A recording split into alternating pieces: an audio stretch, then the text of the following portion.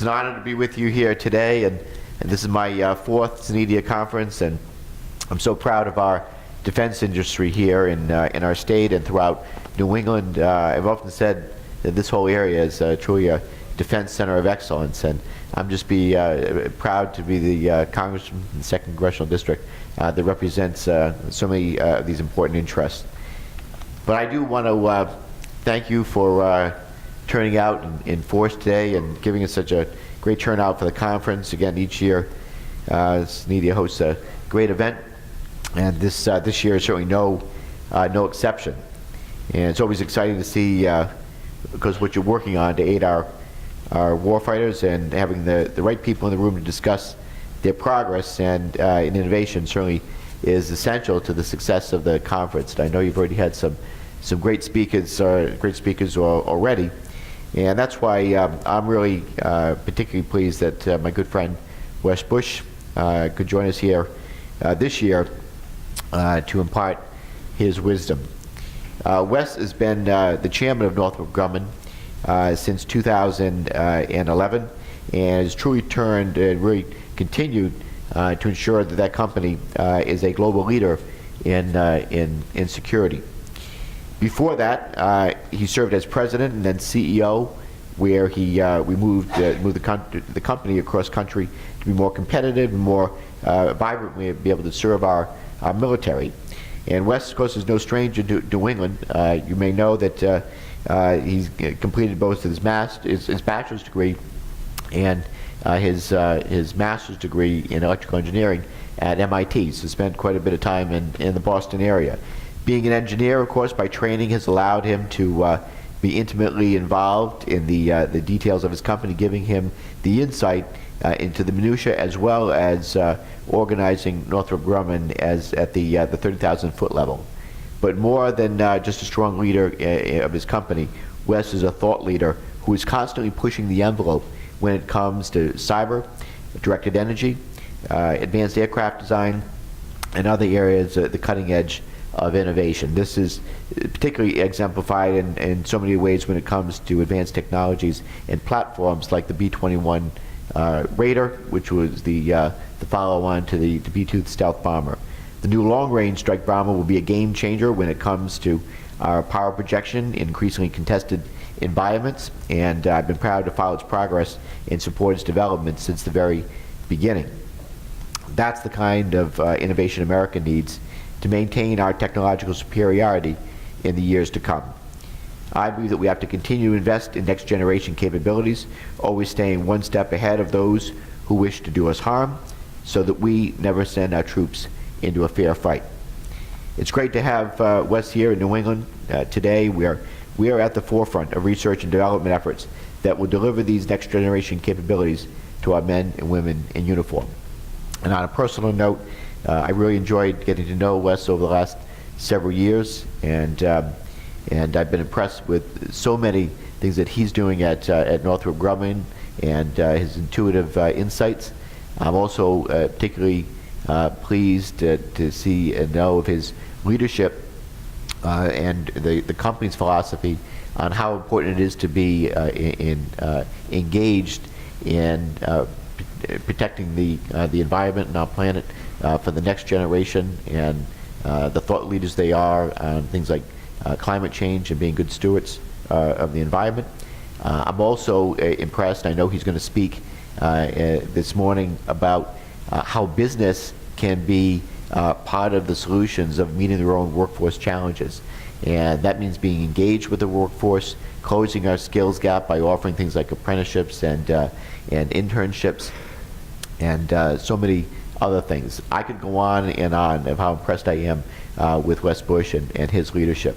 And but if all that doesn't convince you that he's the right speaker to be here today, to having spent so many years in Boston, he's also a Red Sox fan. So with that, would you please give a warm welcome to my good friend Wes Bush, Chairman, President, and CEO of Northrop Grumman.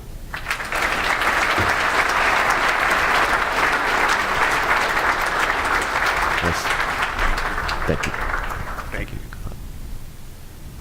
Well, thank you very much, Jim. I can confirm the story about the text from last year. I was delighted to get that. It was a great picture of Jim with our Northrop Grumman team at the booth here at the conference. Jim, I have to tell you how proud all of us are of your leadership in our national security community. Jim and I first met quite a few years ago at an event at West Point on cyber. And this was back in the days when people were still just kind of talking about cyber, trying to get our heads around what it meant. And Jim gave this talk about cyber that spanned the technological issues, the policy issues. He had a call to industry, a call to government, and what he had to say. I was blown away. For a fellow who from time to time will say, I'm not technical, I don't really understand the details of all this, never let him fool you. He really gets it. He understands things at a great level of detail. And every time he's had a chance to come and visit one of our facilities, he starts quizzing our engineers. And it's just fun to watch. It really is fun to watch. So, Jim, thank you for your leadership and your commitment to our national security. It's wonderful to be here today and to be a part of this conference. The simple fact that the entire Rhode Island congressional delegation comes and participates in this conference, wow, that has a lot to say about the commitment of the state of Rhode Island and more broadly this region to the work that we're all doing to support national security. I think it's tremendous. And I especially commend the conference organizers for not only pulling everyone together, but for this real focus on innovation. And I thought I would put my remarks today in the context of innovation, and in particular, the opportunity to talk a little bit about the business perspective and some of the things that we can be doing, but also, back to this point on partnership, how we can be working more effectively with all of the partners that are out there that we need to work with to make sure we continue to go forward. So when we think about the world in front of us and this question about what's in front of us as an industry and our ability to support the work that we do, I think one of the most important aspects to be absorbed about our industry is simply this. Innovation is the very heart of what we do. And I don't think that should be a surprise to anyone. After all, we live in an innovation-based world, and ours, like many others, is really an innovation-based economy. And as such, innovation is one of our nation's most important characteristics. If you think about what innovation has been able to do over the last century or more, we've doubled the human lifespan. That matters to a lot of us. We've enabled the food supply to increase dramatically. We're not all the way there yet in terms of where we need to be, but we're on the right vector. We've enabled reliable transportation, ready information, ready entertainment, all sorts of amazing benefits to humankind. Oftentimes, these advances are taken for granted, and frequently taken for granted is the role of innovation in our national security. Just a little historical perspective, because I do believe there's a lot to be learned from history. Not that we want to live in the past, but learn from the past. Oftentimes, conventional wisdom holds that the West won the Cold War by outspending the Soviet Union. Personally, I think that is a misreading of history. I think we didn't so much outspend the Soviet Union as we out-innovated them. Against our lead in capability, they had no choice but try to compensate with quantity, which is always more expensive and is typically a losing proposition. The innovations from that period included satellite communications technologies, materials, propulsion technologies, computing, navigation, sensors, the list goes on and on. Innovation was how we managed to remain on a war footing for many years through the Cold War without draining our national treasury. In fact, we only spent a few percentage points of GDP each year over that long period of time. And not only did we emerge successful from the Cold War, many of the technological innovations that I mentioned have moved into the non-defense world, and they've improved the lives of millions as a result. Perhaps the most impactful of all, at least for the betterment of mankind, is the impact that those innovations have had on democratizing knowledge by placing it at the fingertips of anyone around the globe with a smartphone or a laptop. The innovation in the defense world isn't just a historical fact. It continues. And it was fun walking around the floor here today. Everyone is talking about the things that they are doing that's innovative. We get to see this all the time in Northrop Grumman. We've had a lot of successes over the last number of years. I must say, due in large part to the partnerships that we have with so many companies across the United States, companies like yours that are innovating and enabling us to do remarkable things. I thought I would just mention a couple of those this morning. You can't come to a conference like this and talk about some really cool technological things but then move on from there to talk about some policy and some ideas for business. Let me give you a few examples of some fun things that we've been up to. The first one, the X-47B, is an unmanned aircraft that we built for the United States Navy. Very first aircraft to take off and land autonomously from an aircraft carrier, and it did it remarkably well. So this is pilotless unmanned aircraft that not only does the takeoff and landing off the aircraft carrier, it can refuel while in flight. There's a great video, I think it's still posted on YouTube, of it pulling up behind a tanker, getting refueled all by itself, and then the pilot attempting to shake the aircraft off its tail. I think they had to blank that part of the audio out because the pilot was saying he couldn't do it. But it was a fascinating capability. If you think about the requirements on a system like that, here's an aircraft. It must perform 3 dimensions. And for all those folks working on autonomous cars, a 2-dimensional problem is tough, I admit, but we've done it in 3 already. It has to do this at altitudes of tens of thousands of feet, at velocities of hundreds of miles per hour, in a highly variable and adverse weather set of conditions, both in the air and when it's maneuvering on the deck of the aircraft carrier. Oftentimes that's dismissed as perhaps the easier part of the problem. Turns out that one's a really tough part of the problem as well. And oh, by the way, this is an aircraft that was intended to be operated in hostile conditions, so it has to deal with the potential that an enemy might be trying to shoot it down. And it has to do all that by itself. There's no one flying this aircraft with a joystick. It truly is autonomous. And it's thousands of miles away oftentimes from its launch point. So one last wrinkle, that sounded like a problem hard enough, but we're working for the United States Navy. So they wanted to raise the bar even more. They said, build this aircraft so that it could have stealth potential, take away the tail. Any of you know who know aircraft design, who perhaps if we have any pilots in the room, flying without a tail is a hard thing. It's inherently unstable. So just to make this problem a little bit harder, this is a tailless aircraft, which made it even more fun, I have to say. So one telling feature of the aircraft is this. You might think, all right, it takes a human to really land on the deck of an aircraft carrier. This thing would be all over the deck. Very first time we landed it on the deck of the aircraft carrier, not only did they fail to clear the aircraft off the deck of the aircraft carrier, the Navy had so much confidence in the outcome that we had the regular aircraft on the deck, we had the Secretary of the Navy, and the CNO on the deck of the aircraft carrier. One of our engineers went out, took a piece of chalk, put a little circle around the second wire, said that's where it's going to hit. Sure enough, the hook hit right in the center of that chalk. And it kept doing it over and over again. Every time it landed, it hit the same darn place. And finally the Navy said, stop doing that. You're digging a little hole in the deck of the aircraft carrier. So this thing is an amazing piece of technology, but it's enabled by the fact that it was a product not only of our company, but all of our partners across the country who participated in making this thing a reality. One more thing I would say about the X-47B, that as we've continued to work with it, not only is it programmed to do what it needs to do, it has a layer of cognitive capability built into it. So as we progress these technologies, it's not just the platform and the capabilities of the platform, it's the way that platform operates, the way the platform learns, the way the platform interacts with all of these other capabilities that are out there. One more example I have to give of some of the work that we're doing, and I'm only talking about the things obviously this morning that we can talk about. There's a lot we're doing we can't talk about that is as exciting or in some cases even more exciting. But this is work that we're doing for NASA, the James Webb Space Telescope. Many of you may have heard of JWST.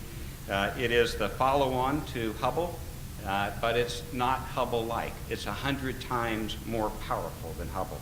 I think everyone who has an interest in astronomy or astrophysics knows a lot about what Hubble has done for us. With it, we learned about dark matter, black holes, planet formation. We better understand the age of our universe. We've learned so much from Hubble. But we ran into some limits with Hubble. Basically a telescope is a time machine. It allows you to see backwards in time by receiving light that was transmitted long, long ago. So when you're looking into the sky at night with your own human telescope, your eyes, you're seeing the universe as it was. When you're using a man-made telescope, you're seeing it as it was a much longer time ago. But with Hubble, we have limitations that preclude us from seeing far enough back in time to really develop our understanding of the formation of the universe, or to really adequately assess exoplanets that we're so rapidly discovering now throughout our universe. So James Webb Space Telescope is going to address those limitations.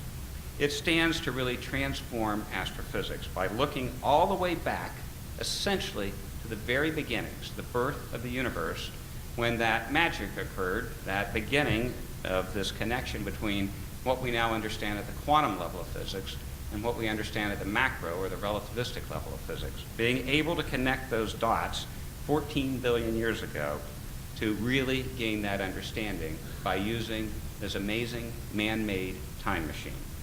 It has to operate at near absolute zero temperature in order to receive this very, very weak information from the receding edge of the universe.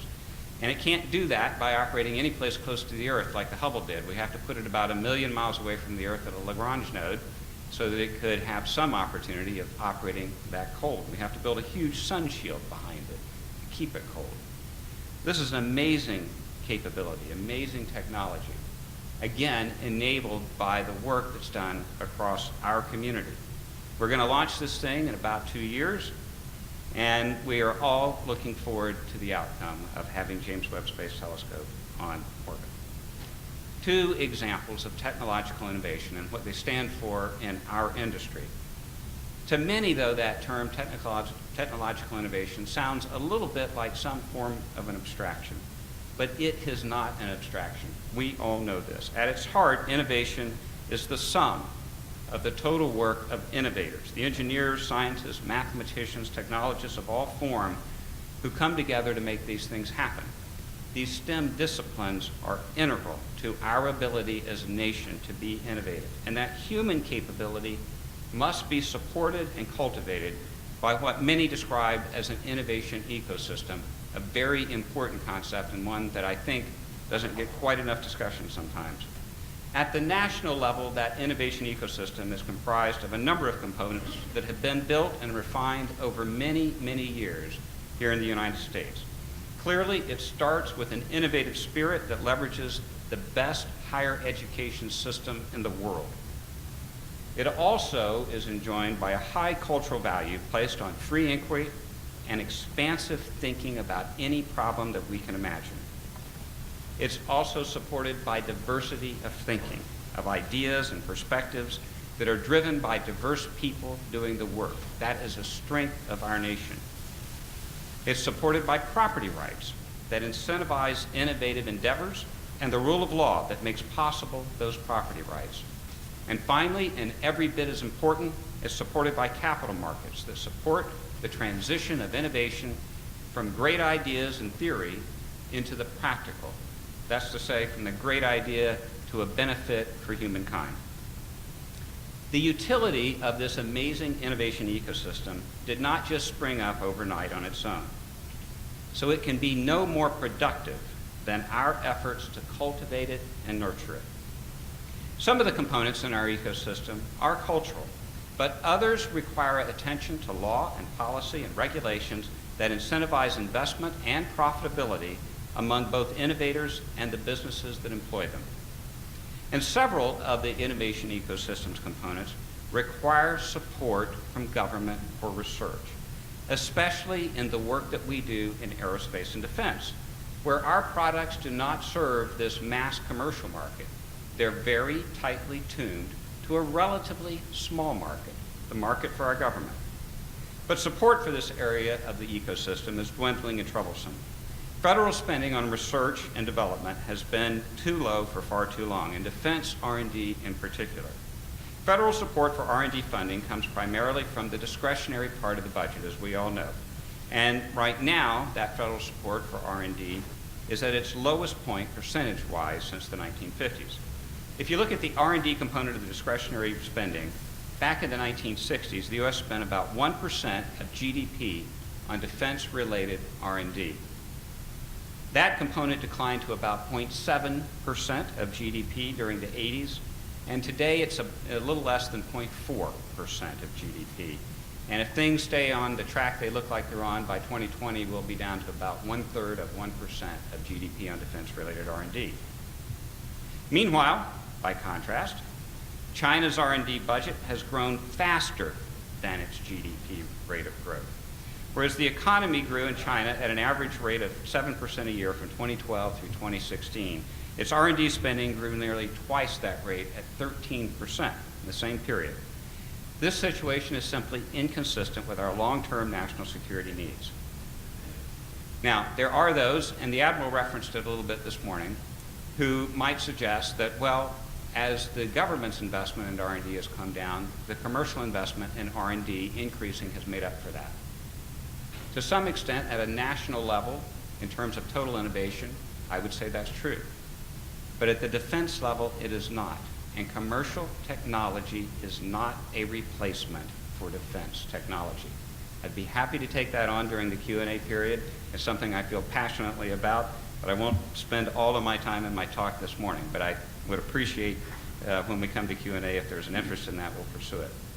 There's another challenge to our innovation that I think is at least as grave a challenge as our underinvestment in defense R&D. If you deconstruct each of the components of our innovation ecosystem, you'll find that each of them exists to accommodate the innovators, the people doing this work. As I said, there's nothing abstract about innovation. Innovation is very, very much about the people, the human beings doing what only human beings can do, drawing on their intellects to solve problems in new and creative ways. And within our industry especially, innovation has always been more about people than it has been about facilities or production rates or many of the things that oftentimes get a lot of the attention. So to be an innovative nation, we need the talent, and therein lies a challenge for our industry. Let me provide some insight into the challenge. I'm a member of an organization called the Business Roundtable, and for those of you who are not familiar with the BRT, this is an association of CEOs of companies that are larger companies that together comprise about a quarter of the market cap of the U.S. Stock Exchange. We focus on policy, we focus on actions that business can take. I chair the Education and Workforce Committee at the Business Roundtable, and we've been very focused on this talent issue. We pulled together the chief HR officers of a number of the BRT companies from a variety of different industries mid-last year to help us think through the skills gap challenge that so many of us have been talking about, and that we observe today in the fact that we have about 6 million job openings around the U.S. And as we were thinking about what we would do with the Education and Workforce Committee to really get on that issue, we thought the best thing to do immediately was let's talk to our member companies to see what they are seeing when it comes to talent. So the chief HR officers got together, created the survey, sent it out to the BRT companies, and we got a fabulous response. Almost all of the companies engaged in the survey. 95% of the Business Roundtable companies said that they are having a significant issue in finding the talent they need to grow their enterprises and to fulfill the potential that they see in front of them. 95%. I'm still trying to figure out what the other 5% are doing, but 95% said that they are having a real issue. And you won't be surprised that when we dissected those issues, it was largely around the STEM talent base. More than 80% of the respondents reported challenges in areas like data science, cybersecurity, all kinds of different classes of engineering. More than 3/4 reported issues in advanced mathematics and computer science. So you can imagine this was across all industries. This was retail, transportation, oil, you name it. When you focused into the technology industries, those that identify themselves that way, the numbers were even greater. And among the defense companies, it was greater still. Implied in this data is an enormous opportunity for all of us. Clearly, higher education has a big role in helping us to dramatically improve the employability of new graduates and the sheer volume of graduates to support what we all need to do. But I would tell you that from my perspective, and I have been just delighted to see how the members of the Business Roundtable have stepped up on this, this is not an issue we can put solely on the shoulders of education or on the shoulders of government. Business has an important role to play in solving this problem. And quite frankly, we have a huge vested interest in solving this problem. To the degree it continues to be an issue, we cannot grow our companies, we cannot enjoy the benefits that having this capability will create in our society. So business needs to increase the degree to which we are stepping up. But we can't do this alone. It clearly has to be a partnership. And a key part of the puzzle is how we partner with higher education. Another important part of the partnership puzzle must be government. Clearly, government is a large consumer of STEM talent. It has very, very close relationships with the academic institutions, particularly at the state level. And these partnerships are, I believe, the way forward for us, but we have to step forward to get them going and to make them work. I'm convinced that the partnerships are crucial to addressing this problem, specifically as we're thinking about the way that higher education is tooled to meet the needs of today's employers, as well as preparing our graduates for the longer term. When we create those partnerships, we do see great outcomes. We've been doing it in our company. I have to give our industry collectively credit. Many of the companies in our industry have stepped forward on this in terms of working with academic institutions to help create curriculum, to help create mechanisms for students to actually see what they would do. I'll give a special call out to Raytheon. Some years ago, Bill Swanson, many of you recall Bill when he was CEO at Raytheon. Bill stepped up, pulled a number of us together from industry and said, let's go figure this problem out. And we did a deep dive diagnostic. Interesting result, one of the highest correlations for completion of STEM entrance into university is whether or not they have an internship. Internships make a big, big difference. And that's something all of us can do. It doesn't cost very much, actually. So with this finding at Northrop Grumman, and I know many of you have done the same, we increased the number of internships. A few years ago, we were running 200 to 300 internships a year. This year, 2,000 interns at Northrop Grumman. And I'm really proud of that because we're seeing the impact. It is driving across our industry, not just what Northrop Grumman is doing, but what all of us are doing together. It is driving a difference in outcomes. So I would encourage you to step up. Step up in the work that you're doing with higher education. And I think it's really important, especially as we think about what's in front of us. So let me be really clear.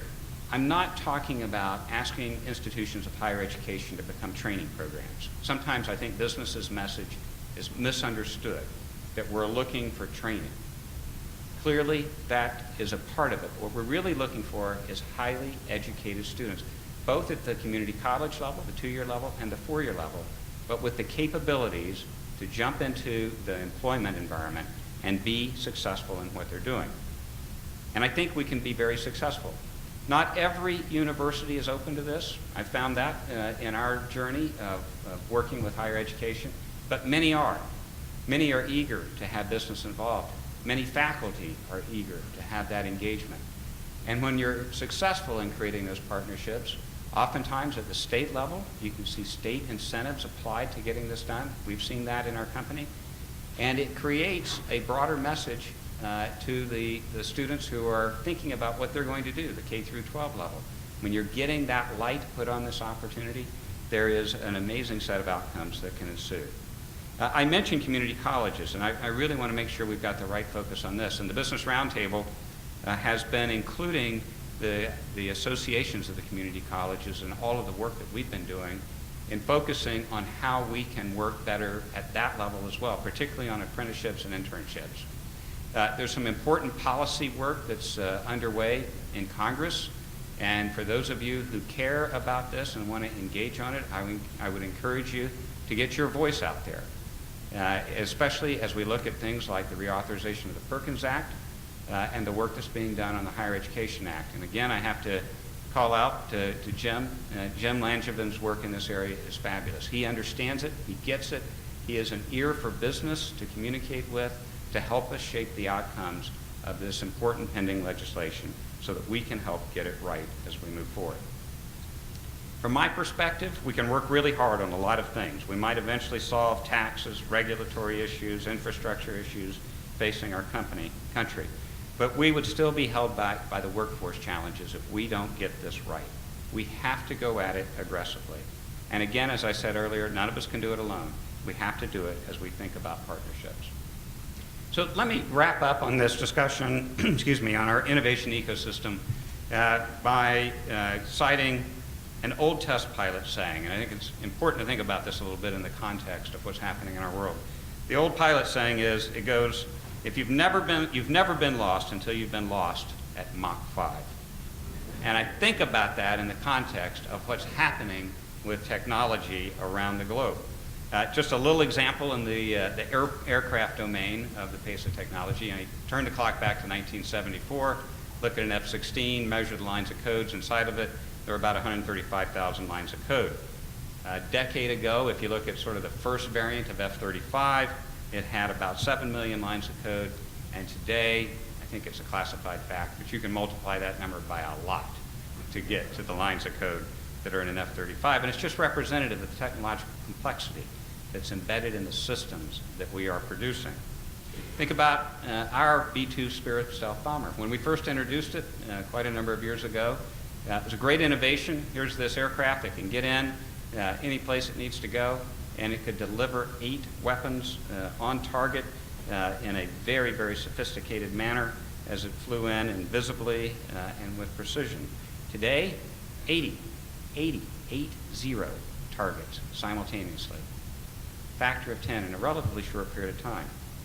If we think about what's on the horizon, and it's been talked about a number of times this morning with machine learning and artificial intelligence, the idea that we can put cognitive capabilities into these machines that we are building promises another wave of transformation. And this really does concern just about everything that we're all working on in some way or another.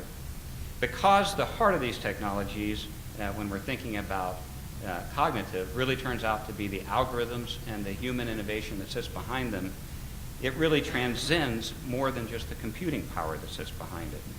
So again, another opportunity for a big step.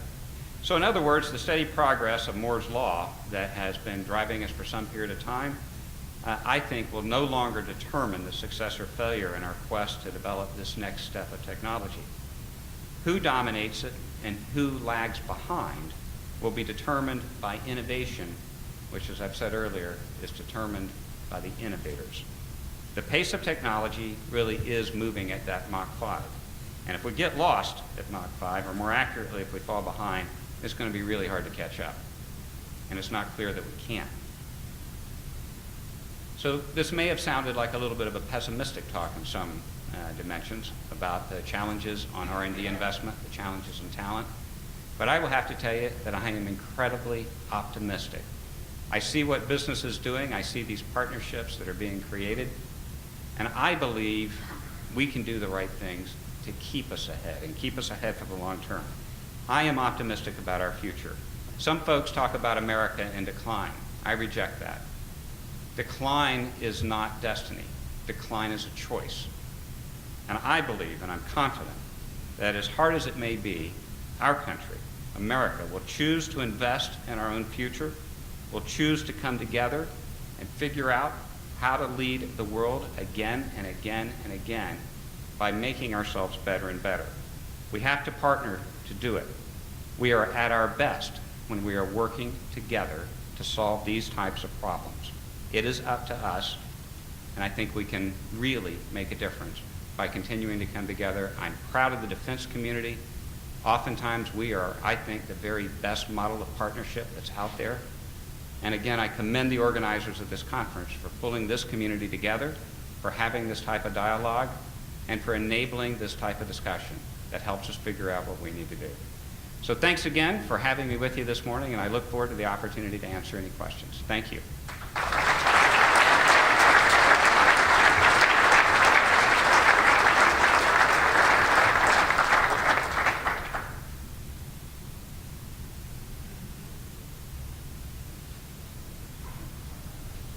Well, first I'd like to say thank you for those comments. I could not agree with what you're saying more about innovation.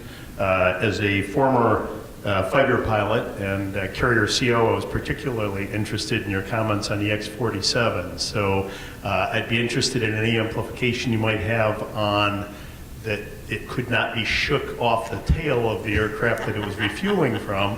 But more importantly, any thoughts that you might have on what your biggest challenge with bringing that aircraft to fruition and future challenges that you envision? No, it's a great question, and we all face a variety of challenges when we're introducing new technologies. Honestly, most of the time, the biggest challenge we face is cultural and policy, which doesn't sound right. It sounds like, wow, isn't the hardest problem getting the algorithm to work to make the aircraft fly, or isn't the hardest problem figuring out how to make sure that it doesn't smash down the deck of the aircraft carrier? Those are hard. Those are really hard problems. But when you're thinking about introducing new technologies, you're always thinking about changing the way things are done. The Admiral referenced it this morning, and I thought his remarks were particularly good in this regard. His ideas are his call to industry to be careful that we don't just produce solutions in the stovepipes that we've all been trained over the years to produce into. He's right. He's absolutely right. If you pull out your smartphone is a great example of breaking stovepipes. It isn't just email. It isn't just your phone. It isn't just your calendar. It isn't just your camera. The list goes on and on, depending how many apps you want to put onto that thing. It does multiple missions. But we still have a challenge of adopting the multi-mission perspective within our defense community. Our acquisition system is not set up for it. Oftentimes when we introduce it into the community, the operational doctrines are not able to accommodate it because there's a lot of history behind operational doctrines. So this notion of agility in its broadest sense, technological agility, operational agility, policy agility, to deal with the pace of technology, I think is a cultural challenge for all of us to address. And it's interesting, it's often sort of the challenge of incumbency. When you're accustomed to doing something a certain way, you tend to stay on that track. Other nations who don't have the incumbencies that we do, or the encumbrances, you might say, that we do, are perhaps more able to, from a policy and cultural perspective, adopt some of these newer technologies more quickly. So from my view, as we're pushing forward, we need the broader conversation about how we get newer technologies adopted more quickly, accepted more quickly, and to create this environment where it actually creates more of a pull for what we need to do to help us break down some of the stovepipes. You asked also about the aircraft and the tail. What was fascinating about this, and the way it works, there's no defense secret here, when the autonomous vehicle pulls up behind the tanker, it's imaging and measuring its distance against the back of the tanking aircraft. So it knows exactly where that aircraft is, down to very, very, very small dimensionality.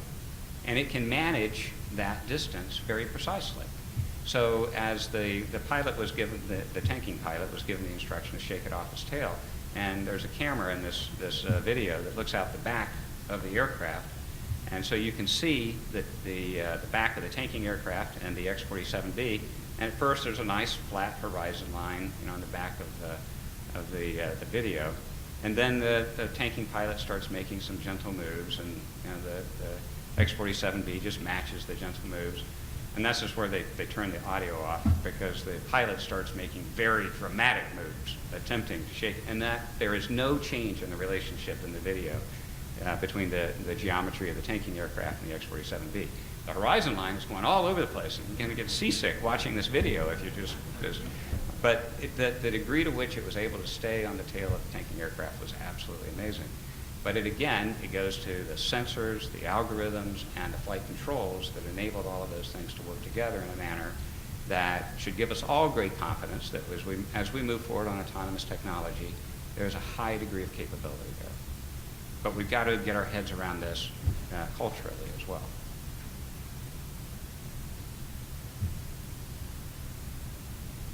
Wes, thank you very much for those inspiring words earlier. I have to say it's very frustrating. I find it very frustrating when we talk about the need for innovation. There seems to be vast agreement on us potentially losing a technology edge here, and yet what we say and how we act don't seem to match up. We have the reduction in R&D spending. We have the acquisition process that is not conducive to transitioning innovation to the platforms. How do we gel that and get us to act as we say we need to act? So first and foremost, I think we need to be speaking up more aggressively on these things. You know, our community is known for being good stewards of our customers' needs. And that often puts us in a mode of being very much aligned on what our customers are focused on and how they're getting things done. But the reality is, and I think the Budget Control Act, for many of us, sort of put us in a little bit of a different perspective and mindset around this issue. Our customers today are so constrained in what they can and cannot do that if all we are thinking about is following their lead on technology or capabilities, which is what we've historically done, we will fail to help them the way they need to really be helped. We have to speak up. We have to be engaged. We have to find the members on the Hill, members like Jim and others who understand this issue, who can help translate the issues that we're seeing into policy outcomes, into legislative outcomes. We have to make sure that we don't just go quietly with this process that has really constrained our community and has really hurt our customers from a technology perspective, even from just an operational readiness perspective. So in many respects, I think actually today one of the best things we can do for our customer community is to be their voice in areas where they may be too constrained to be able to really transmit those messages. And I have to say, this isn't just about the big companies. Oftentimes the most powerful voices on the Hill are from the companies in the communities of the representatives who get it, who understand it. So all of you here are in that situation. You're in a community with great representatives who understand this, who want to support what you're doing, and hearing your voice on this matters a lot. So I just would encourage business to be a bit more vocal than we traditionally have been on these types of matters. Sometimes it comes across as self-serving. You know, it can sound like, hey, we're just in it to get more R&D so that there's more money flowing to business. And so you have to be thoughtful about the way you put this forward. Clearly, we have to be stepping up as well and doing the right research. This is not a request for government to offset what business needs to be doing in terms of its own investment. So we have to show that we are being good stewards of our own businesses, all by ourselves in that regard. But we know, regardless of how much we each invest, when we're talking about the defense marketplace and the need to always be in a position of technological superiority, we need significant government R&D investment to enable that to happen. There is no business case in our community for a magnitude of investment on many of these products because it's such a small market in which we address those products. So you have to match it with government R&D spending. And it has to be thoughtful, obviously, where we do that and how we do it. But that message has to be more clearly communicated over time. Wes, good morning. Over here. I'm Joe Monti from Raytheon Integrated Defense Systems and a proud member of the SENEDIA Board of Directors. And we'd like to thank you for sharing your thoughts and insights on innovation with us this morning. I think I'm going to take you up on your offer to share your thoughts on the utilization of commercial technologies to solve the defense technology issues. Thanks. I really appreciate that question. So my friend Ash Carter did a good thing, I have to say. Ash is a very thoughtful fellow, clearly understands technology, and was frustrated, very frustrated, with the ability to get some of these faster-paced technologies into the Defense Department. So I don't want any of my commentary to come across as negative regarding some of the work that's being done to try and facilitate the input of commercial technologies into the defense arena, because I think there is a place for that. What I am concerned about are those who think that it is a replacement for the investment in R&D. I'll put it simply, and I've said a little bit of this before. If I'm a commercial company and I'm making an investment in technology, the magnitude of investment I need to make is only justified by my ability to serve a very large marketplace, the commercial marketplace. The U.S. actually isn't large enough, usually, to justify those investments. It tends to need to be a global marketplace commercially to serve it. So when we're talking about commercial technologies, we are inherently talking about technologies made available to everyone. If our strategy is technological parity, fine. Go down that path. We can be on the same level playing field as everyone. And there are areas where parity is kind of okay. But that's not our strategy writ large. Our strategy is technological superiority. Superiority means better than everybody else has, more capable, so that our servicemen and women aren't sent in with parity. We don't want a fair fight. We want superiority. And to do that, we have to have differentiated technologies. So can we create some of those by leveraging what's going on in the commercial world? Absolutely. So those channels to the commercial technologies are important. But I think we have to be very clear-minded about this and not be in a position where it comes across that the commercial technology avenues are somehow going to replace what's being done in the defense space. And unfortunately, I hear that dialogue too often, that this can be left to the commercial industry to figure out how to keep the U.S. ahead technologically. There must be an important investment made in defense R&D at a more significant level than we are seeing today if we are going to continue to have technological superiority. And I think it is an absolute requirement for us to be successful in continuing our strategy of enabling our defense capabilities to stay ahead. So it's a matter of getting the right message across. It's not either or, but I'm concerned with some of the dialogue that's out there that it would suggest that it might be that we can just transition over to the commercial side and that'll solve the problem. It would put us in a place of parity at best. And I think that would be a real mistake for us.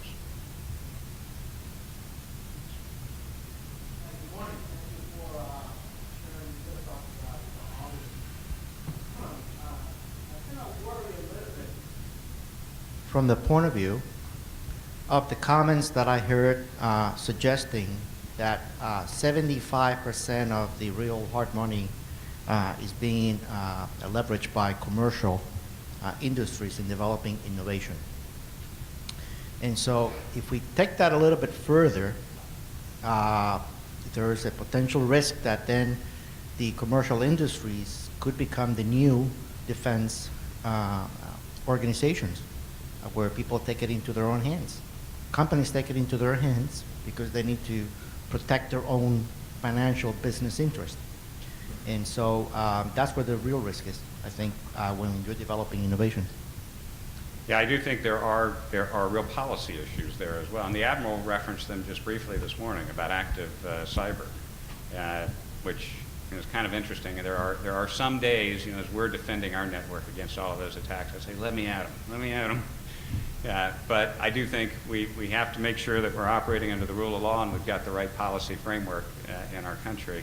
But you're right. If it gets to a place where we are not able to see that we've got the capability in our country with our established system for protecting our economy and protecting our infrastructure, we'll see migration in the other direction, which I think would be a dangerous move, because at some point that gets out of hand.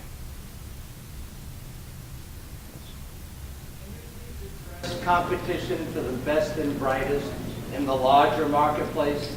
You were doing some good stuff at your company and others in DoD, but what about the competition from places like Google or any of those, please? It's an important topic for all of us to get our head around. Last year, our full leadership team went to the Society of Women Engineers Conference in Nashville. Great conference, 10,000 young women, new graduates in engineering. Just like all of you, every person you meet there you want to hire. I mean, it's just phenomenal what our country is producing in terms of talent. But just to take a moment away from all of our discussions there, I did a little walk around the exhibition center where all these companies are advertising to try and attract graduates. More than half of the companies recruiting at that event in Nashville were domiciled outside the United States. So it's not just the Amazons and the Googles and Microsofts that our community is competing against. This is a global competition. That's, and to some respect, it's a reflection of the fact that we do have the best higher education system on the planet, and that we are producing very high-quality graduates. So it is an intense competition that we are in for talent. We all feel it. I I'm sure all of you that are involved in recruiting see it. And we have to step up to it. We can't simply complain about it. We have to go make sure that we are being successful at it. So there are a whole variety of levers available to all of us to do that. One are these partnerships that I was talking about with higher education. When you have those partnerships, you create the channels so that students aren't just graduating wondering what they're going to do and starting to look around. When you create the channels, when you invest in those relationships, that gives you an avenue for talent. But even then, we have to be clear about the work that individuals get to do when they work in our companies. And to be clear that this is where the leading edge technology really is, that if they want to participate at that level, even though sometimes they can't quite see it without that clearance they need to get, that this is the place for it. But when they get in, and this is a place where sometimes we lag as an industry sometimes, we need to make sure we're also investing in them. We have to invest in their development. They have to see that this industry is the place for their careers. And we have to really work on our environments within our industry to make sure that what we are doing encourages diversity and inclusion and all of those other aspects that today's students coming out test to see, is that present in this industry I'm considering? So we've got to step our game up a bit to be as competitive as we need to be in the face of this amazing amount of competition for our students that we're facing today. But we can do it. We're up to it. We are a very capable industry in that regard. I know across our industry we're going through a bit of a demographic shift. We have a number of folks who came into our industry in the late 70s and the 1980s who are retiring out now. So not only are we facing a lot of competition, we have a very high demand across our industry for new talent. So we have to view the talent equation as a core competency of the defense industry. If we're successful in that, I think we're going to be fine. We're going to be able to continue forward. But if we get confused about that, it could be real problems for our industry. So with that, I'll say thank you, wrap it up. Thanks again for having me here today. I really appreciate it.